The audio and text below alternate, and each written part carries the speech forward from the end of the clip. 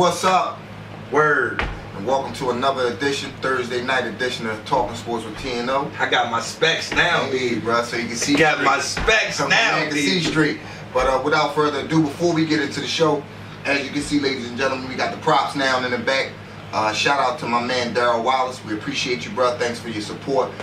Keep tuning in to the show, man. See, it's people like these guys that we appreciate, man. Give us the feedback we need, and then also be willing to throw that helping hand out. So shout out to Daryl Wallace, man, and we appreciate you. Look forward to having you on the show one day to talk about your AAU, experiences. You know what I'm saying, and also being a coach for the middle school and the public school system. No doubt. All right, so without further ado, we're going to get into it, man. The free agent signings is going to day 2. Now it's official now. Yes, sir. You know what I mean? All the speculation. Let's end the speculation talk over. Hey, you know what I'm saying? Word to kiss. Right off the bat, we're going to go right into it, man. What you think about the Eagles signing? They got an offensive guard off the market. The kid from Texas. Good sign. Mr. Brooks, Brandon Brooks. Good sign. Good sign. Kid got size. He's a man from the inside.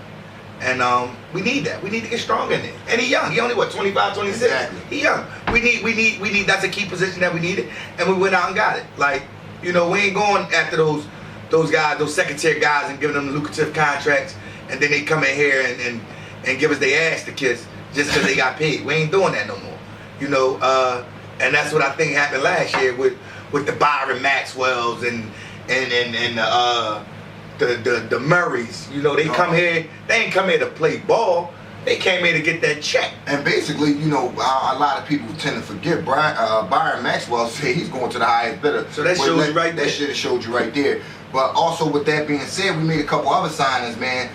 The kid Nigel Bradham from out of the case. No, he's from Buffalo. From Buffalo, excuse me. He's from Buffalo. I apologize for Buffalo. Another Jim Schwartz guy. And you can easily say, oh, here we go again. Schwartz going after his guys he coached. No, he's not going after the guys he coached just because he coached them. He's going after the guys that fit what he's trying to do. And when you got a team atmosphere, when you bring somebody in that you can plug in and fit good, you become successful at what you're trying to do. Like, exactly. like I said, I go back to last year. Like, we were just plugging.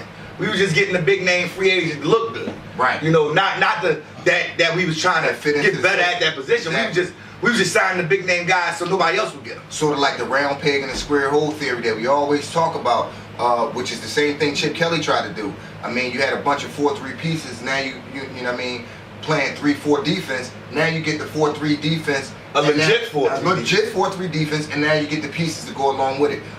Which brings me to my next subject. Your boy, he done signed the contract with the enemy. Well, why we want it sad, but hey, God bless him. Hey, man, the bus move on. He just got off the bus. That's all. As they say, sometimes going on the grass ain't green on the other side. That's all right. He just opened the door for big boy Joey Bosa, and if he there, I take it. Now, I know we need a tackle, but if Joey Bosa is there, this kid is a game changer, man. And I agree with you. This kid is a game changer. I agree with you 100%. And which leads me right into it. I mean, we also strengthened that secondary. Not only the defensive line got stronger. We're putting guys like Brandon Graham back at his 4-3 defensive end natural position, and another guy like a Vinny Curry. You also got back there in your backfield. You got someone who could play with a Malcolm Jenkins. Yes, sir. The safety that we always needed, McLeod, who not only St. Louis Rams, and not only brings a smartness, but he also brings a toughness to our secondary, which we lacked since Dark left. Exactly. We lacked that since Dark left. Exactly. And I'm not saying he's a Brian Dawkins by no stretch of the imagination. He's a player. But he's a player. He's a smart player. He's a smart player. The kid, listen, man. When I can give y'all a little scenario, it might not be true, but listen. If you plug in a Brandon Graham on one end, Benny Logan, Fletcher Cox, and a Joey Bosa. Then you go to the linebackers with Kendricks. Yes, sir. Hicks and the kid what's his name from Buffalo that we just got? Nigel. Yeah, him. Okay, now the back end of it, cornerback.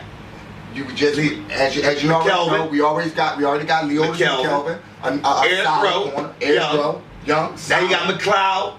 And you got James. And this is one thing I love, ladies and gentlemen, about what the Eagles always have done. And it's like we're getting back to that model. Is we get guys that are young and up and coming. We don't get the way past your prime type of guys. We're repaying them on past deeds. We're paying people for what they might do, what they've already done, and what they're going to do in the future, what does nothing but set your team up for success. Man, we want guys that continue to have young football. guys that turn over. You know, you have young guys and you bring in young talent, and they can grow in the organization. You want guys to play football, Exactly. man. You want guys to be able to come and play their role. As long as you play what you're told, then you're good. And that's it. Because everybody takes care of business. Do your job mentality. You know, I was listening on the radio earlier. You know, they had Ty Harriman's on there, and Harriman was saying, like, you know, back in 05 was his rookie year. He didn't know what he was coming into. Right. That's the Super Bowl hangover year. You know, T.O. with his shenanigans. You know, the season started. Not shenanigans. Let's keep it 100% real. T.O. with his bullshit, acting like a diva, girling, bitching and moaning, right? And instead of standing up like a man and talking and to the playing out your contract, and playing out your goddamn contract. But that's neither here nor there. That's his fault, and he could have been easily adored. But which brings me up. I said that to say this.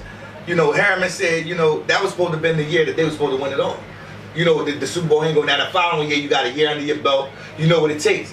But the season started off on the wrong track. But see, that's, you know, guys start getting hurt. We had about 13 dudes that just was dropping off. 13 injuries. You know, including Harriman, who broke his foot. Exactly. You know, so you know, injuries play a key part of this sport. Is a contact sport, which you got to be conditioned. You got to be ready to play.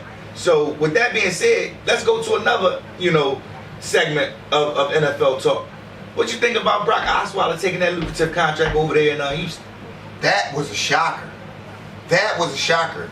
And in fact, I told Aggressive O earlier, before free agency started, that we may take a stab at him. And that is a definite shocker, but a good move for Brock Osweiler. I mean, first of all, cash out. He got paid, and the second thing is, sometimes it's hard to follow an act. In other words, you know what I'm saying? You know, you're following a Hall of Famer where the pressure is going to be immense. Right, but I think he got into his feelings a little bit, man. And that's the reason why he didn't come back to Denver. See, his problem was, first of all, Brock Osweiler, you didn't prove anything. You played 7 games. Okay. Yeah, you played behind a Hall of Famer, which is a first ballot Hall of Famer. And Peyton Manning. Okay, Peyton had a subpar season. You came in and gave the team a little spark. But you don't replace a Hall of Famer all because having a good game. Because later on when they pulled him and put Peyton back in, Peyton took off. But this is Peyton needed that. He needed that. This is my thing. You don't want to perform. First of all, he's playing not only behind Peyton's shadow, but you're playing under John Elway, a former Hall of Fame quarterback in his own right. That can be tough, man. Some people aren't built for the pressure, and maybe he wasn't built for the pressure because now, you know, down in Houston, the media is not as tough. You know what I'm saying? It's not going to be that much pressure because you're coming to a situation where you're not coming in a situation where a team has won a Super Bowl already. Okay. Where you have to, it's a certain standard you're held to. Anything he does now is an improvement, as opposed to in Denver, it's Super Bowl or bust again, baby. But see, we still have that same. But see, think about this though. That's Denver model. They feel like they can plug anything in there, which they probably can. But my thing is this: now the target is back on Osweiler back because you don't perform. If you don't perform in Houston, you ain't gonna kick his ass out of it. You're done. Now they done wasted time when they could have probably drafted. That's the name of the game, though, Aggressive O. You put yourself in a spot, you must perform, and that goes with anywhere. You said it last week. If anywhere you go, if you're not performing, then you got to get him out of here, as you said. Get his ass out of here. Mm-hmm. But you know, we done touched on the NFL. Now let's go right into the NBA again. The Sixers played last night, lost again. Lost again. But you know something, man. Now I've been. You know, I had a chance to watch last night, and you watch bullshit. Hey, you gotta still watch, man, to see what guys. We should already know, but we should already know who's staying and who's going with the bullshit that they putting on the court. And I understand that. You should already know. Like, this is why I keep saying it, and I don't give a damn if we talk about this every segment on every show. Brett Brown has to get the fuck out of Philly. It's not his fault. He's putting the bullshit out there. It's not his fault. You're a coach. You can only play with the. You're a coach, man. You're a coach, man. You are a coach. If you can't coach the player to believe in what you're trying to do, then you gotta go. Aggressive O. I probably can coach the Sixers better than that. Aggressive O. You can only coach the talent. That's D-League talent on that squad. And who put him on? There are and who put him on? Sam Hinkie's behind the man pulling strings. Come on, man. That's Sam Hinkie. You gotta be sounding like ESPN. Come on, man. Bruh, that's Sam Hinkie's plan. Now, back to what I was saying when I watched the game last night. What you saw was you have some talented players who are capable of being strong backups. This season is lost. We know that. We're fighting for the number one seed. Lost, man. We're fighting for the number one seed. You have to. And we're gonna get it. We gonna get it. We need it. We grab Ben Simmons. I don't want Ben Simmons. Now you don't want Ben Simmons. I don't want Ben Simmons. Now who you want, bro? Ladies and gentlemen, I want Buddy Hield. Yes, I do. Yeah. Because Buddy Hield is shown that when the lights come on, he can perform he can score. What if Buddy is a smoke screen? He doing that as a smoke screen, knowing that Ben Simmons. See, Ben Simmons playing. To me, I think Ben Simmons playing not to get hurt, and he's going to come in the league and tear it up. I'm not impressed with him. I'm not. I mean, that's because you're looking at what he's doing on the court. Okay, Buddy Hield and him went head up. I got an opportunity to make as much money as possible. Let's keep it real here. Fuck the bullshit. Let's keep it real. It's about dollars and cents. If it don't make dollars, it don't make no motherfucking sense. So, with that being said, if you're in college and you're playing against the top quality talent that's pulling for that same number one position, which guarantees you more money, then you're going to go in. I don't want to hear that. When Buddy Hield and Ben Simmons, both their teams, played head up, Buddy Hield looked like a player that was in the moment, that was ready for the moment. Ben Simmons wasn't. Well, guess what? What we need to do is get all the bullshit off the court. If you want to tank, then you might as well go rebuild. And that's what we're doing. The rebuild is in effect. We're fucking rebuilding. What don't you understand? 3 years straight, though. So bad. I ain't never seen a team. You have to get bad to get good in the NBA. It's a known fact. But with that being said, what do you think? And we've talked about this on many conversations off camera. I'm listening. The Golden State Warriors right now are the top team in the NBA. I'm listening. They're not one of. They are the top team. Top seed. In thinking about it, I looked at. Go ahead, talk to me. The Wiley Vets, the San Antonio Spurs. Talk to me. I really, and ladies and gentlemen, call me crazy. You might be right. I know what you're about to say. The Wiley Vets. Angry Ted, I know what you're about to say. It wouldn't be an upset because they're capable of beating Golden State. To me, it wouldn't be an upset. Why do you say that? Because they match up. They might not match up for speed because of their youth, but they match up with the smarts. And in the playoffs, ladies and gentlemen, they match up with smarts. I know Golden State did what they did last year, but please, let's not confuse basketball, and let's go back to our basic principles of what we've learned, and those that watch and follow basketball, what we've learned about basketball. The big men dominate the game. Now, right now, Golden State is one of the greatest teams to ever put on, the greatest show on the court that I've seen in my lifetime of watching basketball. And I saw the Jordan squad and a couple of the Sixers squads, which don't get credit. But I say this though, not to cut you off, but I say this: the game of basketball has changed since Mike and them did it. Okay. So in what way? In the physicalness, they were more physical back then. Right. You can barely fucking touch Steph Curry without getting called a foul. Well, guess what? And then there's where teams go wrong.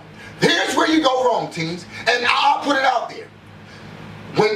He can shoot 1,001 jumpers and make them all. Make him pay. You pressure him. You get in his chest like we used to do. You know what I'm saying? And anybody that watches basketball again, you play defense in his chest. So now you can't just come up, run down the court, pull up, and throw some rainbow shit up there and hit it. The man shoot from any angle. Okay, fine. And from any... It's liable to get a 4-point play. The reason why... It's liable to get a 4-point play, bro. The game that he just won against OKC. The reason why you lose that game, OKC, I'm full court pressing that motherfucker from the rip. My point guard is in his chest from the time they inbound the ball to him to the time he comes down the court. From that point on, now I force him to drive the ball. Now, in that type of situation, of course, when he drives the ball, you're going to attempt to block the shot. You're not going to foul him or do anything. But in the midst of the game, when he comes in, I'm going to fuck him up. Not in the midst of hurting him, but I'm going to let him know. No layup rule. You baby. won't shoot jumpers uncontested. You can make 150 of them all night. You beat me that way, so be it. But I'm gonna make you pay. I'm gonna make you drive the basketball, and I'm gonna be physical as possible. So by the time he continues to try to shoot those jumpers in the fourth quarter, we done beat his body up so much that it don't make no sense. Talk to me, yeah. Seriously, Yeah. I'm tired of him, dog. Yeah. I'm tired of the bullshit, dog. Is it because people in the league is it that you're tired because they winning? No. And you know they couldn't be stopped, or you just tired? Period. I'm tired because they're winning and you know they can be stopped. And I don't even have to be a professional to see this shit. Okay. They can be stopped. Okay. Draymond Green I is a head case. I You can agree. get in his head.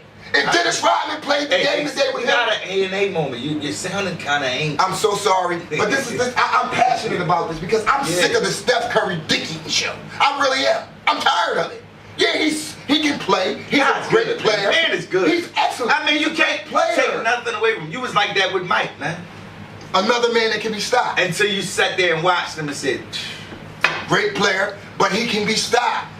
all right, set aside from that, man. You know, every year, basketball and hockey, their playoffs start around the same time. What you think about the Flyers now that they got a game under their belt and they starting to get it together, knowing it's crunch time? Right now, man, we are actually Should be 1 point out yes, because we was 3 and we won. three and we won, and Pittsburgh lost. So Yeah. now the ball's pretty much in our court, and you got games in hand with Pittsburgh coming up, and also a big game coming up Friday night with the Tampa Bay Lightning, the rematch. We owe them motherfuckers. The fact that we just beat them, no. it's going to be a tough game, but I really feel like, you know, every now and again a team catches that spark, or they get a guy, They get fired. They get the flame. they get that flame, or they get a guy that comes in and And just don't care. he's just phenomenal. And with this Flyers team, you got so many guys on that squad that are having career years, and then you got a guy like a Bear who comes in and just fits right in and brings that youthful spark that they need. You know, that toughness, that aggressiveness, that competitiveness that they need, so that way they can compete. And around this time of year, you need those type of guys. And like I told you before, and I'll continue to say it, If they get in, if they're the gonna Flyers be get in, they're going to be tough to I deal with. understand. What about these Phillies? Phillies baseball, man, right now, like I said, spring training is... I don't want to talk about, to be honest with you, not to cut you off, I want to talk about the Phillies because that's what the fuck we do. We talk sports. Right. But I don't really, like, the Phillies got to show me something. Well, at this point, you know, they're trying, you know, to really get those guys prepared right now to Get old ass pudgy nose out of here and get youth on the first base and let's play ball, man. Well, I mean, it's at this point, man, you can't just, you know, forget what a guy's done. You know what I'm saying? You got to give them. What have you done for me lately? I mean, he's pretty much sucked. But at this point, so you know what? I always want to say this: the Phillies ruined Ryan Howard. why? Because to bring a man up in the prime of his years, as opposed to before, when he's tearing up AAA and he's in his 20s, and you're holding him out because of a contract, because it was basically about money. The same thing they're doing to Darren Ruff is what they did to Brian Howard when we had Jim Thome here. Yeah. They don't bring these guys up when they excel, when they're youth, when they're young, and they're not actually at the prime of their years. And you get to get these guys when they're young and they get to grow and then and have a lot more baseball left. But what I'm saying is Because of money. right. So if It's that's about money. It's about money. You know, they hold these young guys back, and then unfortunately they lose their prime. And by the time they're in their prime of their baseball career, it's too late. But see, that's my thing. Like, it's not lose their prime because it's like as soon as they get in their prime, they let them the fuck go. Well, Ryan Howard was never the same after that injury he had in that San Francisco series where he tore his Achilles. So with that being said, ladies and gentlemen, you know, well, thank you for tuning into another Talking Sports with TnO. We gonna, you know, do what we do best. Yeah, man. And listen, man, when y'all view, man, don't just view, man. Drop something on the comments, man. You know, all we want to know is, you know, what we can do to get better, what we can do to spice it up. We need y'all opinions, man. We only as strong as our viewers, man. So view and drop a comment in the comment section. And with that being said, what's up with the what's up? Word. Now we about to go into this A&A moment. Yo. What's up with the what's up? Word. The A&A moment is back. I'm aggressive O. And I'm Angry Ted. Hey, Angry Ted, man. What's your angry and aggressive moment? My angry and aggressive moment this Woman. week. Hey, brother, what the fuck? My bad. I took myself. Yo. I was in the zone right there. But speaking of woman, DeMarco Murray. That's what I wanted to say. The woman that he is. Because he basically did a broad move. And that leads me right into my angry moment. This fucking guy. First of all, last year you didn't put out shit on the field. No. You insulted the Philadelphia fans. And not only us, but your teammates. And you tapped out against the Dolphins. Tapped out and you slid to avoid a hit. And then you had the nerve to sign your contract with Tennessee and tell basically the fans of Philadelphia, fuck you with a smile. By saying this, I think I took a year off. Do you know how that rubs me the wrong way? If I take a year off from work, my family suffers. If I take a year off from doing what I'm supposed to do for my children suffer. You said you took off a year of us being able to enjoy good football and for you to be able to help our team succeed. You saying it feels like you took a year off? Well, big fuck you to you, DeMarco Murray, and I'm glad we don't have you. And it's guys like you that make people look at athletes like they ain't worth a damn and make people criticize them about getting the money they get to be paid to play a sport that they supposed to love. And with that being said, I'm going to turn it over. Well, my angry and aggressive moment, man, is kind of piggybacking off what you said earlier about DeMarco Murray. It's not just DeMarco Murray. It's Byron Maxwell. It's guys like that make me, you know, if I had that opportunity, I played the sport of football, but I played it for the love. I understand you got to feed your family, but I play for the passion of the game. These dudes playing for a goddamn paycheck. I wish I could go out here and play football, the sport that I love, and have fun and get paid. That's a bonus. That's a bonus. You getting this lucrative money and you not putting out. That shit fucks with my mental. Because there's guys out here that really play the game for the love and don't get that opportunity. Here it is, you got the opportunity and you playing with it. And with that being said, ladies and gentlemen, another A&A moment brought to you. And we're going to sign off. Thank you for tuning in. What's up? What's up? Word.